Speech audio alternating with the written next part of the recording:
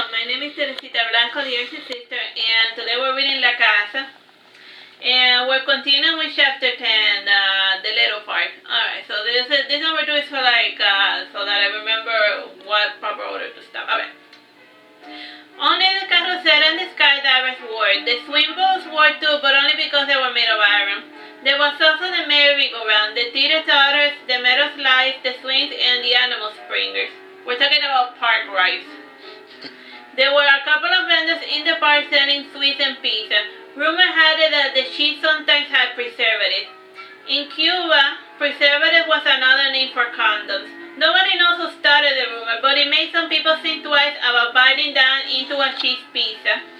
The first one they should have went to with their parents was the Carousel. It was common for parents to ride along when they had small children. This was part of the reason why there were large sleds behind the fake horses. Angelica sat on the same horse as Lucero, and she held on to her daughter with one hand while holding on to the column of the horse for balance. Eufrasio could be trusted to hold on to their lives, so Eduardo sat down behind him. Eduardo was not too fan of riding horses.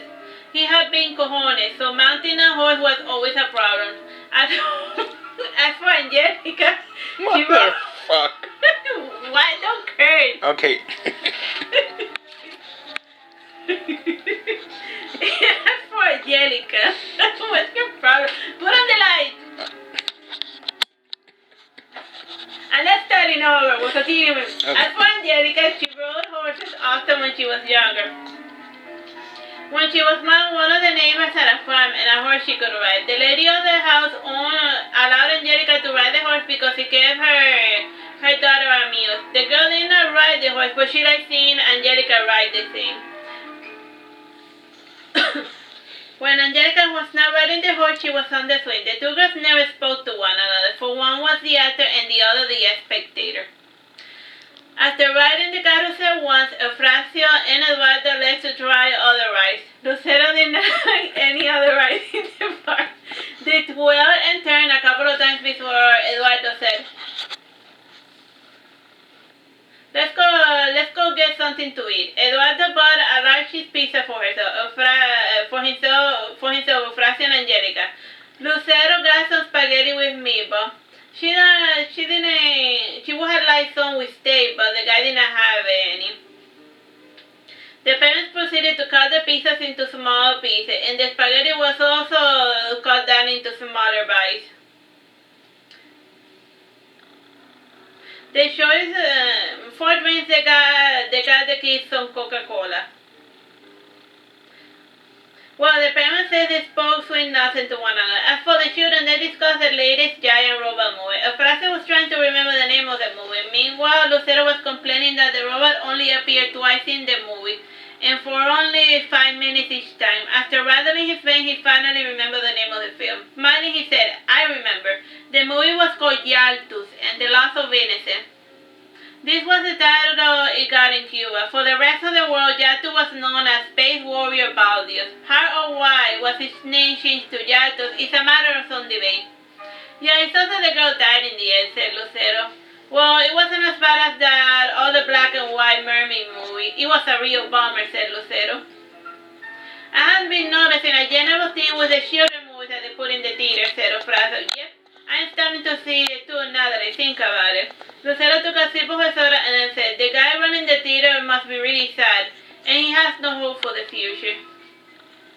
The little mermaid they had seen was the Japanese 1975 version. The film reel for the movie was in black and white. As for Yato, it was a lackluster anime science fiction movie. It was first released in Japan in 1981 and eventually made its way to Cuba, where it got hacked to pieces until it became unrecognizable. Eufrasio and Lucero at first did not get the movie. As they got on, they understood its messages. For Lucero, it seemed that it was a Romeo and Juliet in space, with the robot Yaltus playing the role of Mercutio or something.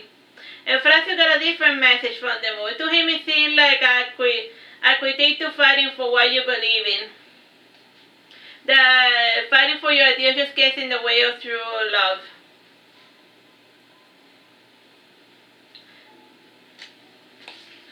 After lunch, the family finally returned to the ride. Around 2 hours before sunset, the parents decided to call it a day. Eufrasio saw an ice cream stand and he said, "Can I have some ice cream?" Sure, said Angelica before Eduardo had a chance to say no.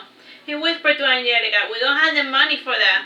"It's fine, I found 2 American quarters on the floor," said Angelica, smiling. Angelica was always on the ground looking at the floor for any spare change. She had picked up the habit from a character she had read about in her textbook.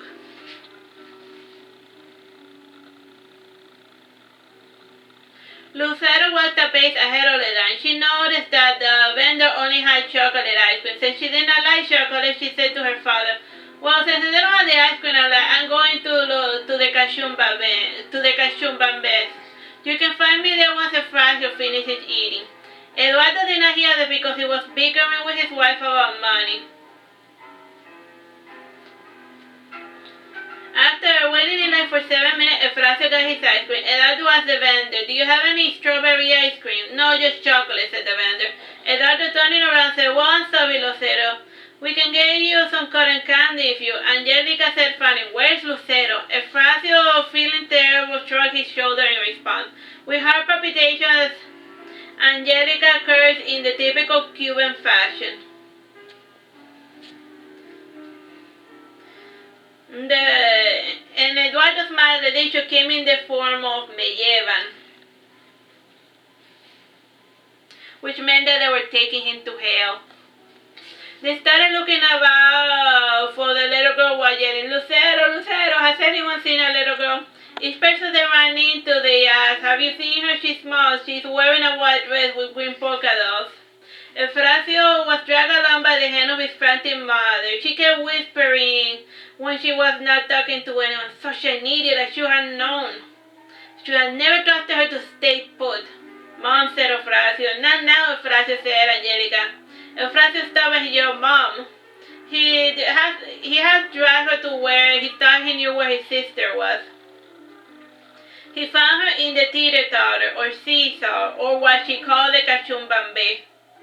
Seesaws are usually a 2-person deal, and since Lucero gloomy face did not inspire much confidence, she had spent quite a couple of minutes waiting for a kid to complain with her. In the end, an adult sat with her in the seesaw, in the seesaw to play with her. This person was Judas Ramirez, and he was their next door neighbor. Wait, the naked karate guy? Oh, he was wearing clothing this time. Oh, okay, good. Okay, go on. An adult sat with a little girl in the theater. Okay, moving on. From time to time, he would see the girl looking through a picture book outside. He wanted to be. From time to time, he would see Lucero looking at a picture book while she sat outside the house. He wanted to be friends with her, but he hadn't understood. He don't know that this could not be so. Judas was no longer a child, so his only option for friendship were either his elders, his contemporaries, or his cat Mika.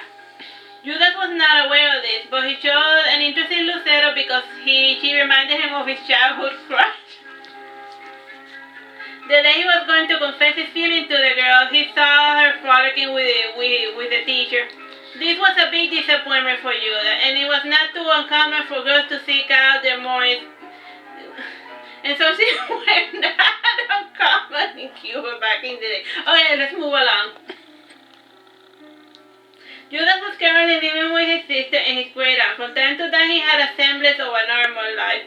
This was one of those days, and he was currently going on a date with a teacher and her 3-year-old daughter. Some people just do not want to live alone, and Judas was a handsome loon with a deep masculine voice, blue eyes, and a stout form. Since he spent a lot of time training in the garden, his skin had a healthy tan glow. When he was not punching the walls or bricks, he would spend his time playing with his cat.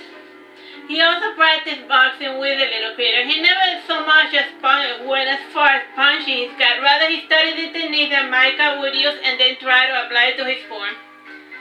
When he spotted Lucero, he was standing bored, waiting for Miss Perez to get off the carousel with her daughter. Angelica came to Lucero and she said, "Don't run up by yourself." Was still going up and down, Lucero said, "I did not run up. I told you where I was going, but you never listened." "We are going home," said Angelica. She gave a glance at Judas, and he got up slowly from the seesaw to make certain that Lucero wouldn't fall to the floor quickly. Angelica knew of his condition, and she knew that it was best not to rattle out someone as crazy as he was. Instead, she pretended that he was not there. Judas was used to people pretending that he did not exist, so he did not take offense. He saw Angelica carrying Lucero away with one hand, and with the other she dragged Eufrasio. It took another hour to locate Eduardo, who was running around up and down the bank like a maniac. The family reunited by sunset, and so they walked home together. How much time do we have in the... 4 minutes.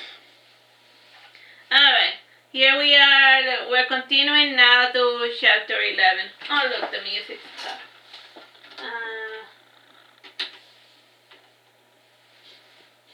Oh yeah, that story of Cueva. Okay. Moving on. Okay, moving along. Chapter 11, the baby Jesus. Oh god, that one's even worse. Okay, go on. Whatever, this is fiction. Fiction. It was late spring and the family was... Oh yeah, let me just drink some water. It was late spring and I'm very drunk.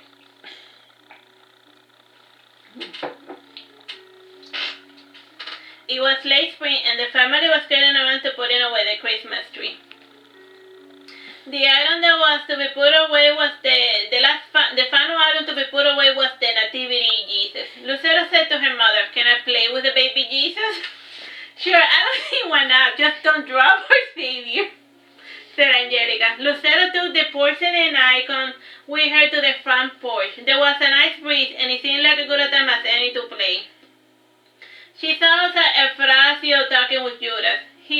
He was telling Eufrasio, "Look, in movies you see people kicking a lot, but if you want to defeat your opponent, all you truly need is a good punch. Since this is a playground fight and not one of regulations, you can try the rabbit punch." "Rabbit punch?" asked Eufrasio. "When you get close to the gate, you can punch the back of the head or the neck with a curved punch. That usually disorients the opponent and it allows you to get a few more extra hits. And also, use your common sense. Hit the softest part with the hardest part of your body. The face has many cartilage, which are pretty soft and easy to break," explained Judas with a playful smile on his face. After this lesson, Eufrasio started his straight punch training. While he punched, Judas asked Eufrasio, "What's that weird doll your sister's playing with?" "I don't know, why don't you ask her?" said Eufrasio. "I don't want to bother her. And Miss Perez says that she's so serious and quiet and shy," said Judas. "Only when she's out of her element. If I'm here, she will speak to you normally," explained Eufrasio. "Hey, Lucerito, show me your cute doll," gestured Judas. "Fine, I guess, but don't break it," said Lucero, getting up. She held the doll to Judas. He frowned when he noticed that it was the nativity Jesus. It had its halo and everything. Judas asked, "Isn't it sacrilegious to play with Jesus?"